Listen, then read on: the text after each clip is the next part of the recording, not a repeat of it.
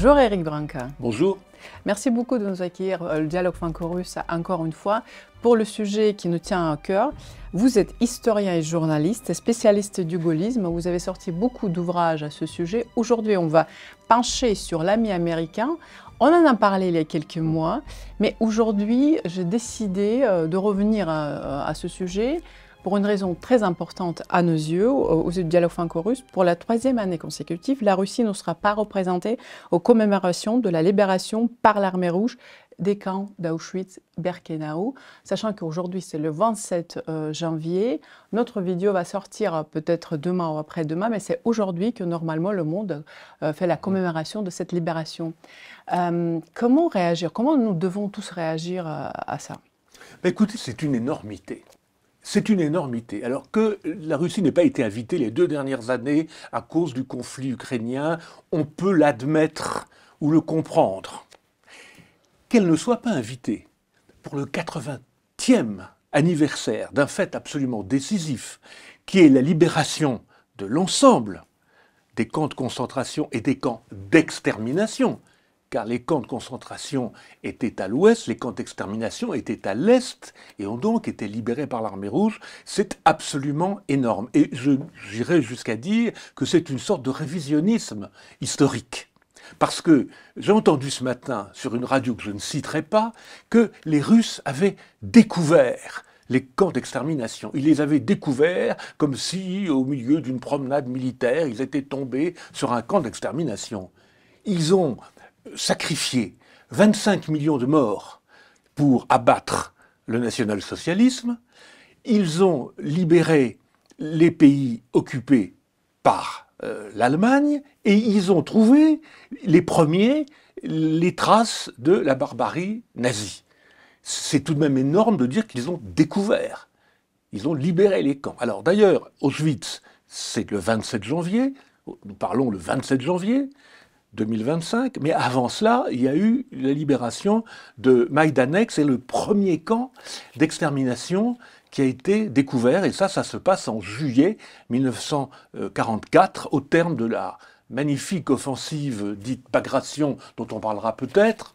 Et d'ailleurs, j'y accorde une grande place dans mon prochain livre, à paraître en mars, sur les 300 derniers jours de la guerre, dont voici la couverture, et qui paraît donc chez Perrin au mois de mars, s'appelle 300 jours, 10 mois pour en finir avec Hitler, c'est sur les derniers jours de la guerre en Europe. Bref, j'accorde une grande place à l'offensive Bagration, à l'opération Bagration, parce que c'est une des plus grandes offensives militaires de tous les temps, et c'est elle qui a permis de casser les reins définitivement à la Wehrmacht, définitivement, et qui a permis, par la même occasion, aux Américains de libérer la France et l'Europe de l'Ouest.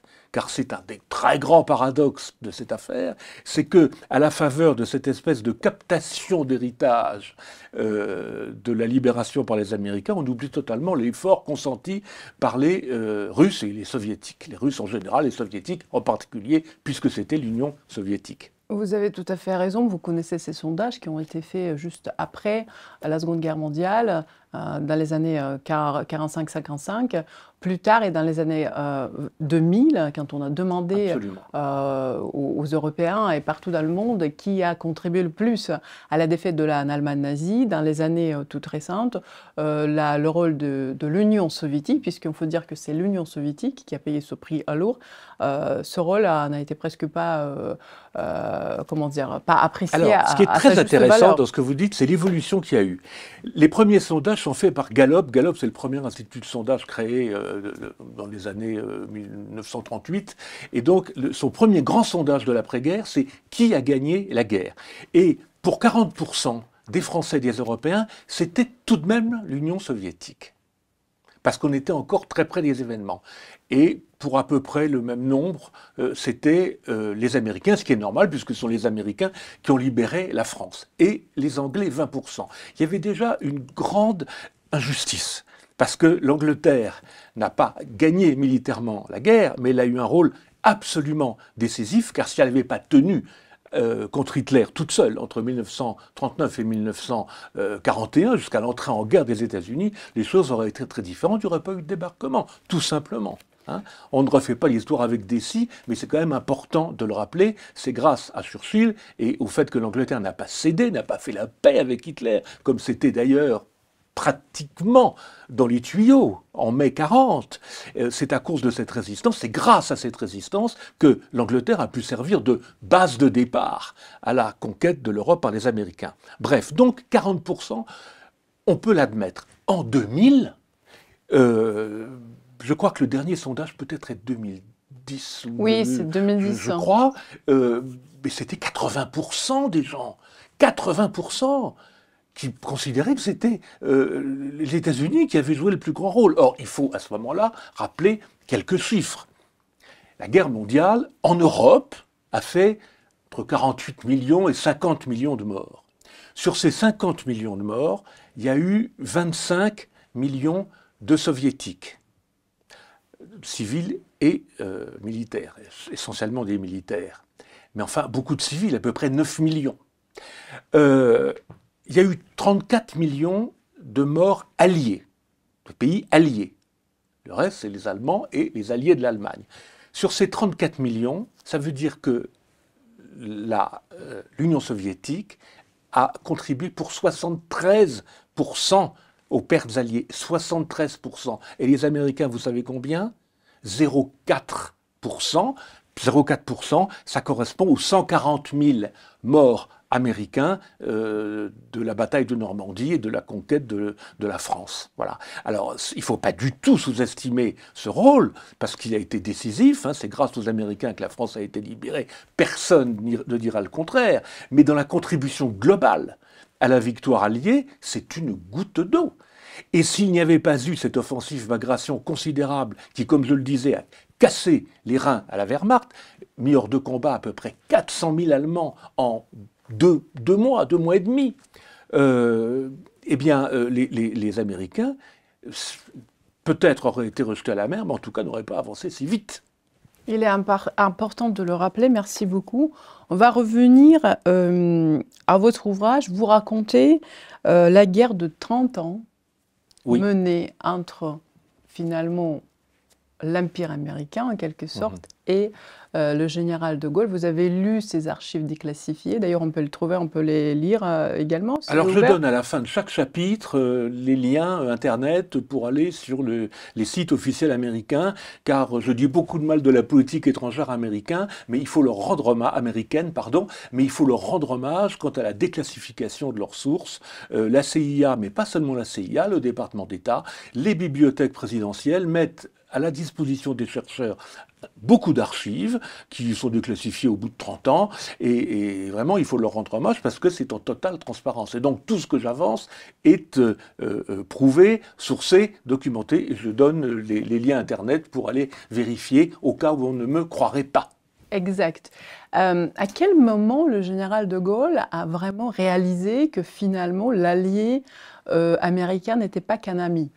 Ah ben, je pense qu'il a réalisé dès la fin de la Seconde Guerre mondiale, c'est-à-dire dès que, grâce aux Britanniques d'ailleurs, il a eu connaissance du plan d'Amgot. Amgot, c'est-à-dire l'occupation militaire de la France par l'armée américaine.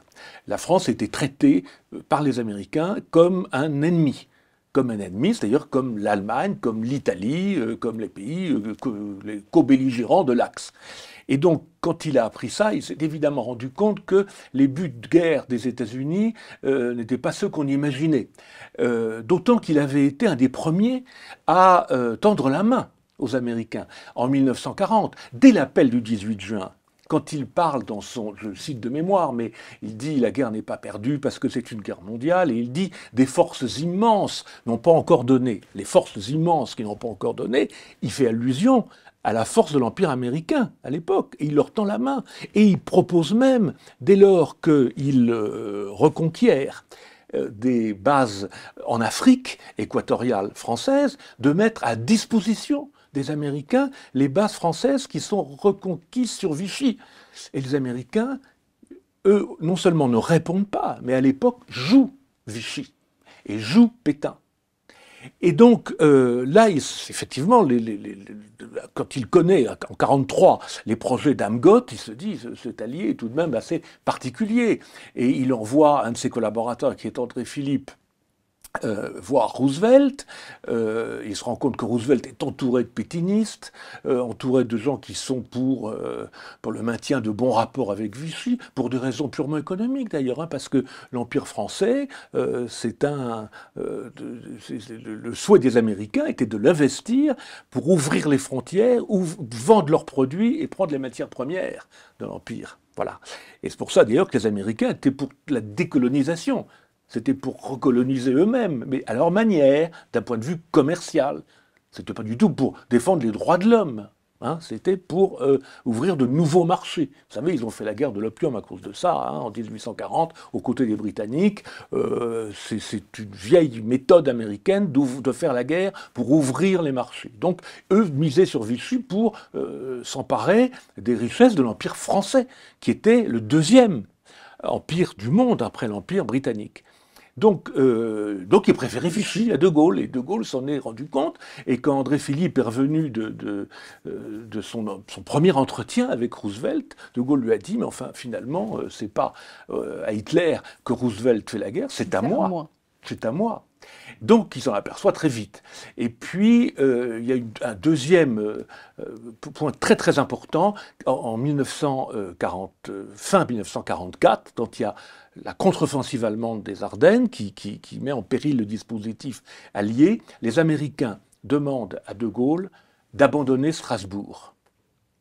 Et là, De Gaulle comprend que les Américains se moquent totalement de l'avenir des Français, des Alsaciens qui ont été libérés, parce que si on avait abandonné Strasbourg, qui avait été libéré un mois plus tôt, il est bien clair qu'il y aurait eu des représailles épouvantables, comme pour le ghetto de Varsovie d'ailleurs. Bon, au même moment, il pense beaucoup à ça, De Gaulle.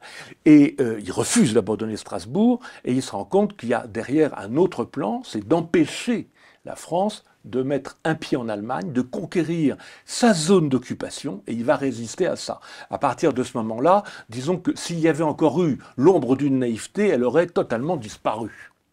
En parlant de ça et des élites américaines qui sont à l'aise avec tout le monde, finalement, pourriez-vous peut-être citer quelques exemples de coopération, ou collaboration plutôt, avec les chefs nazis, des élites américaines, au début de la guerre? Au début de la guerre, il n'y a pas eu véritablement... Il y avait un mouvement isolationniste extrêmement fort, mais Roosevelt n'était pas du tout dans ce camp-là. Hein. Roosevelt était, lui, pour l'entrée en guerre, mais il avait une majorité isolationniste au Congrès. Là où les liaisons deviennent plus que dangereuses entre les Américains et les élites nazies, c'est après la déclaration de guerre des États-Unis, c'est-à-dire après décembre 1941, parce que à partir du moment où on voit que l'axe perd pied, c'est-à-dire après Stalingrad, et surtout pendant l'année 44, il y a beaucoup de chefs nazis qui sont repérés par les Américains, de chefs nazis comme Albert Speer, par exemple, qui fait l'objet d'un article dithyrambique dans la presse américaine à l'été 1944, dans lequel on dit « mais c'est ce genre de technocrate qu'il va nous falloir après pour reconstruire l'Europe ». Et puis il y a évidemment, alors ça c'est assez connu, hein, c'est assez connu, mais il faut tout de même le citer, c'est la chasse aux savants nazis. Alors, quand on parle des savants nazis, c'est pas seulement des gens qui étaient de bons savants, c'était des esclavagistes et des assassins. Car parmi les savants qui ont été récupérés, on parle de von Braun. Von Braun, qui est un immense savant, qui a été un des maîtres de la conquête spatiale, premier directeur de la NASA quand elle a été créée, etc., grâce auquel les Américains sont allés sur la Lune. Bien. Mais ça n'était pas que cela. Bon, on n'en veut pas à von Braun d'avoir été un immense savant, pas plus qu'on en veut à Oppenheimer d'avoir inventé la bombe atomique, qu'il a fait son travail, si j'ose dire. Mais là où c'est un assassin et un esclavagiste, et que pour mettre au point les armes secrètes qu'il a créées, notamment les V2, qui sont les premiers missiles, premiers missiles balistiques de l'histoire, il a fait travailler 30 à 40, non, pardon, des centaines de milliers d'esclaves et tué 30 à 40 000 personnes. qui sont morts dans des conditions atroces dans l'usine souterraine de Dora entre 1942 et 1944. Donc ces gens-là étaient pas seulement des savants, c'était des assassins.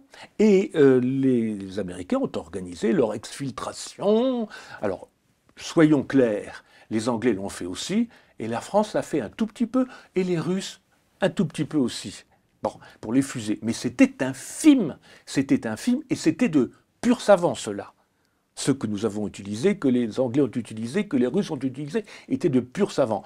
Ceux qui ont été utilisés par les Américains étaient, je l'ai dit, des esclavagistes.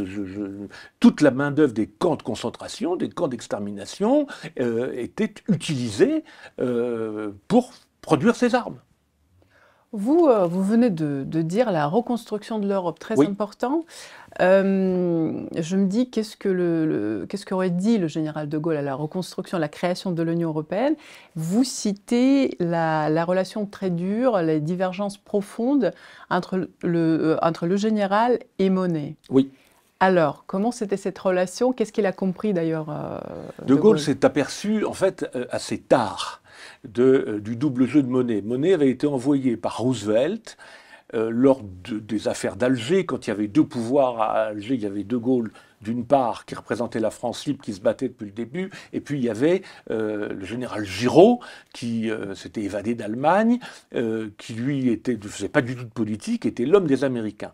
Et Monet a été envoyé par Roosevelt, parce que Monet était le conseiller spécial de Roosevelt depuis bien avant la guerre, pour essayer d'éliminer De Gaulle. Et puis il s'est aperçu que De Gaulle était un personnage infiniment supérieur à Monet, à Giraud, et il a expliquer à Roosevelt qu'il fallait choisir De Gaulle, parce qu'on n'arriverait jamais à rien avec Giraud, mais qu'il fallait le combattre et, à terme, le détruire. C'est les mots qu'il emploie dans un mémorandum, qu'il n'a d'ailleurs jamais envoyé à Roosevelt, qui est un brouillon d'une note personnelle qu'on a retrouvée.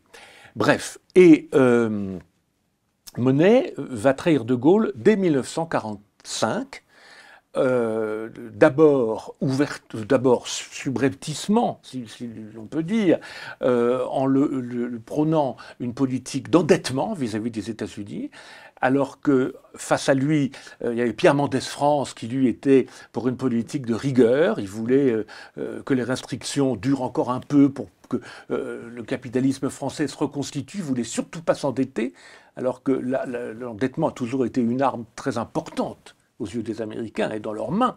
Et donc Monet a essayé et d'ailleurs il a eu raison contre Mendès France, et De Gaulle a choisi la méthode Monet.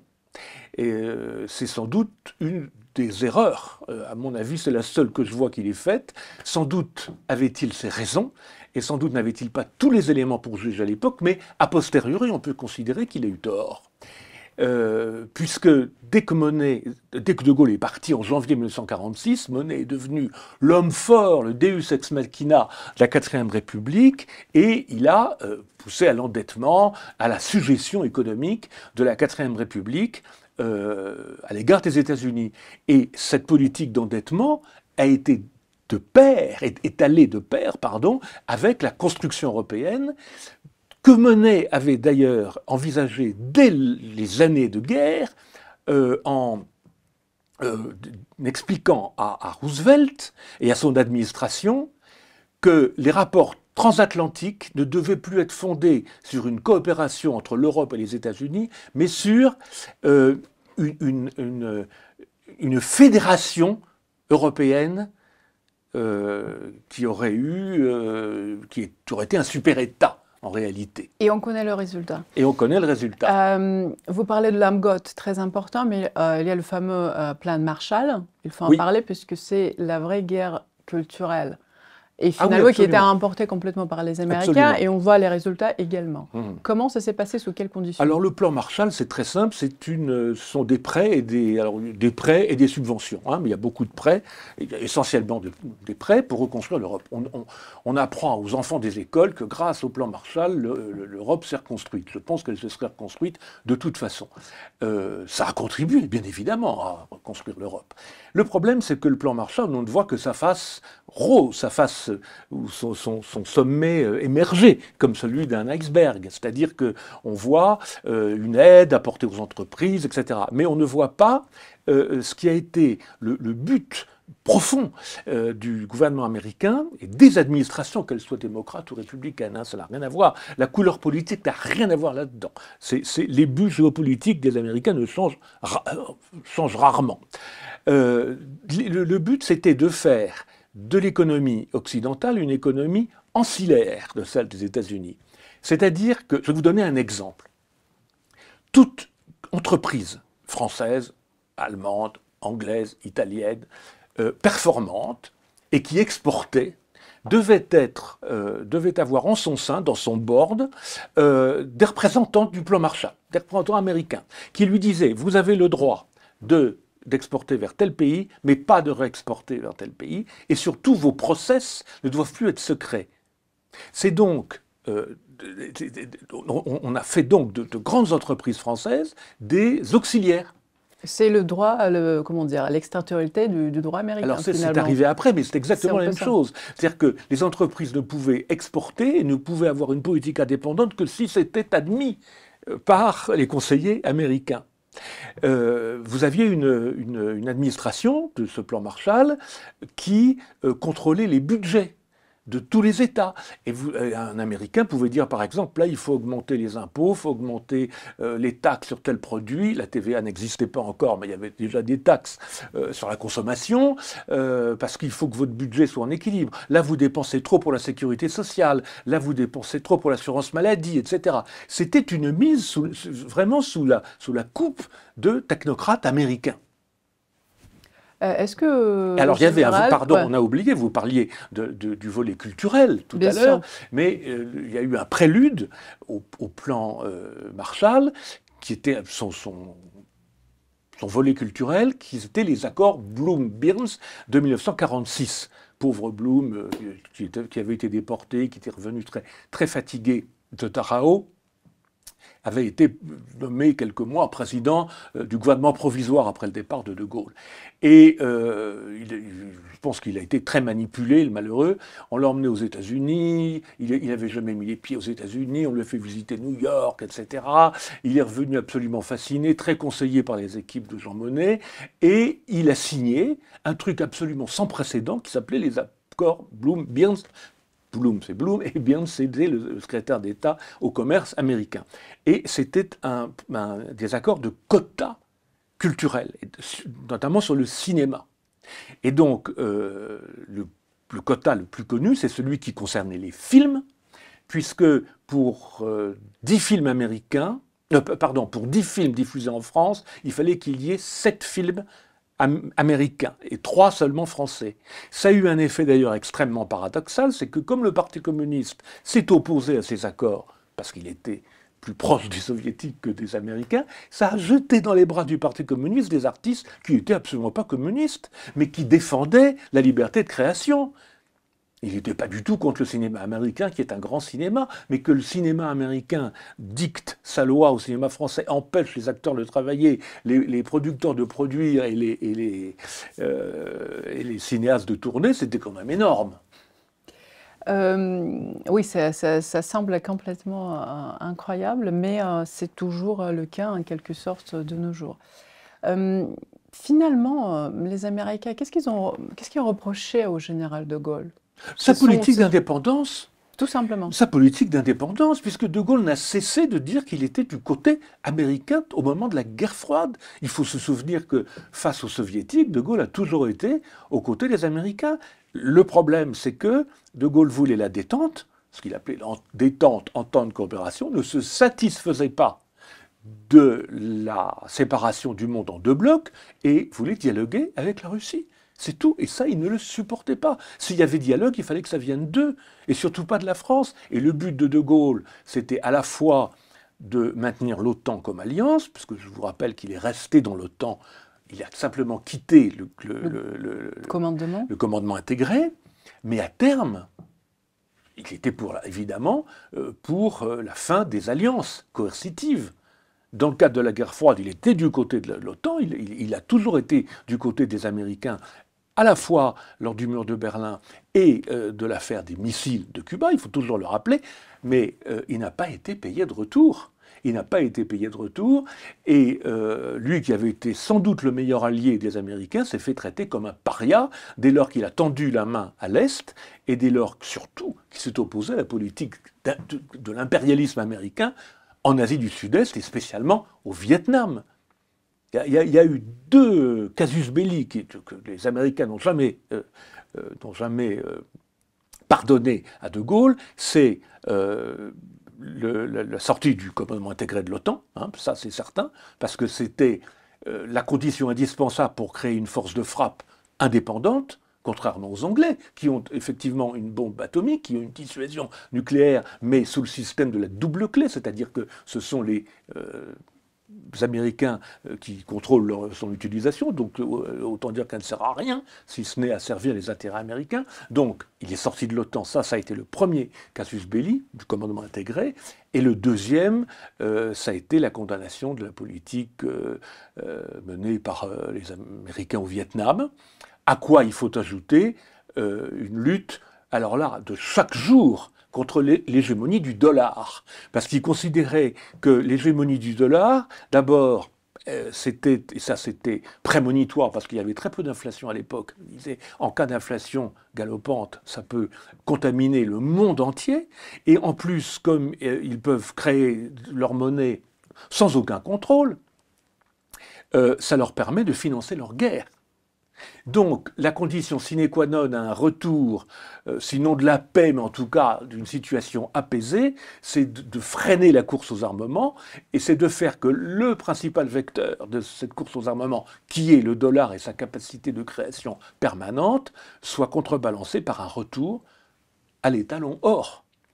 Et entre 1962, 63 et 1968, De Gaulle a demandé le rapatriement de tous leurs Français des États-Unis. C'est-à-dire on donnait des dollars aux Américains qui nous rendaient notre or.